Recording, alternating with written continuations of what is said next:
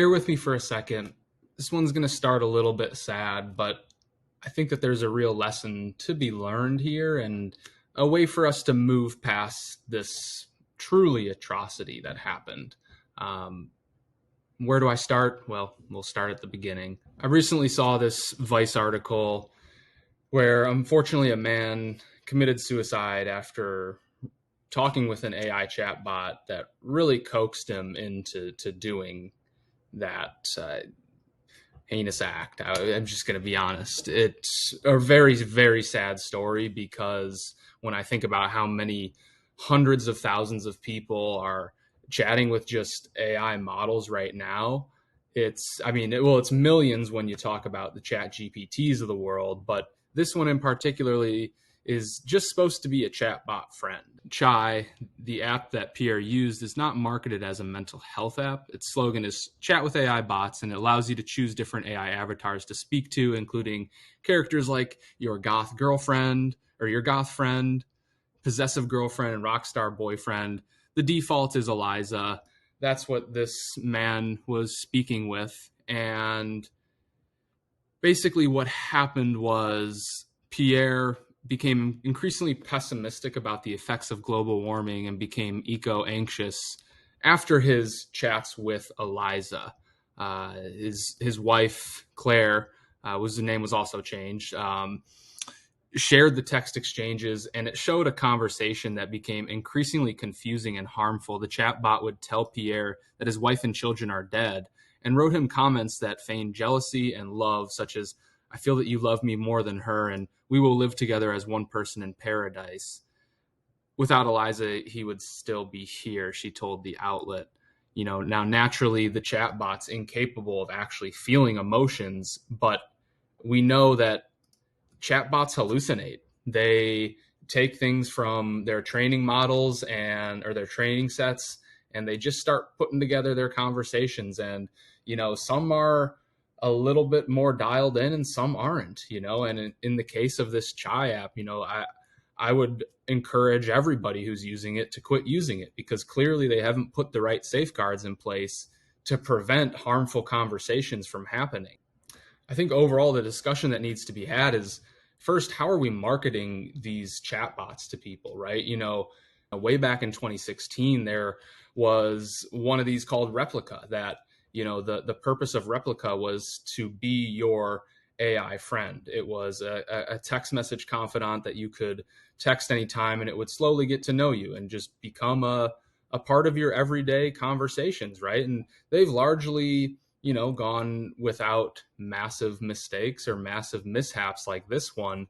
But, now we're 7 years down the road, and, Character.ai just raised something at $100 million at $1 billion valuation, because they make different bots that are modeled after certain human beings, right? And I think overall, it's just a bad idea for us to be marketing these as a replacement to either a living or a dead person that you're speaking to, because we don't have the safeguards in place. Even Sam Altman calls it a black box. We don't know what's going on inside these models and why they're coming up with these responses. They can't pinpoint it.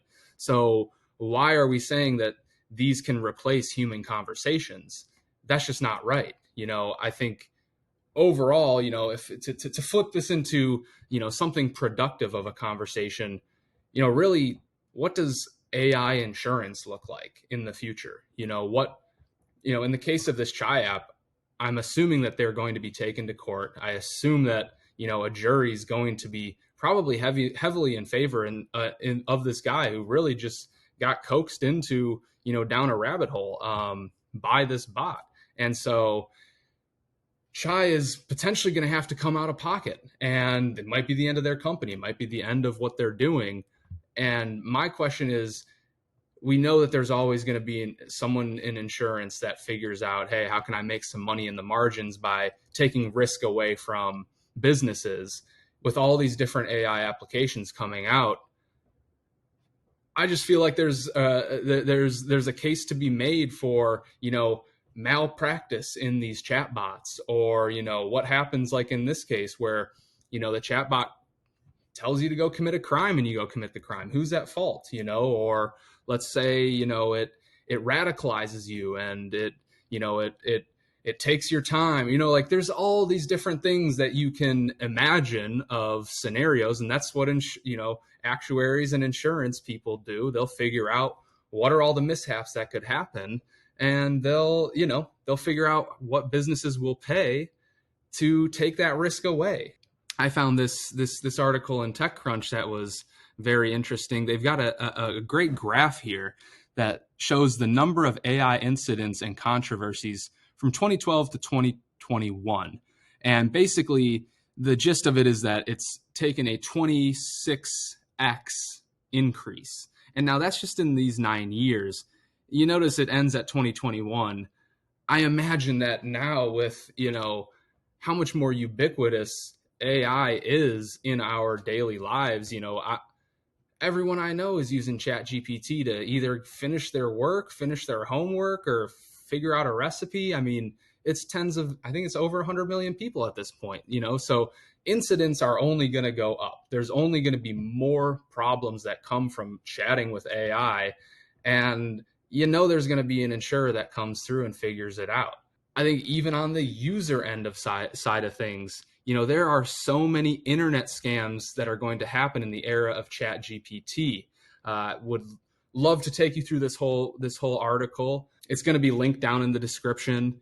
This is everydays.wtf. It's a journal I started with Q Harrison Terry.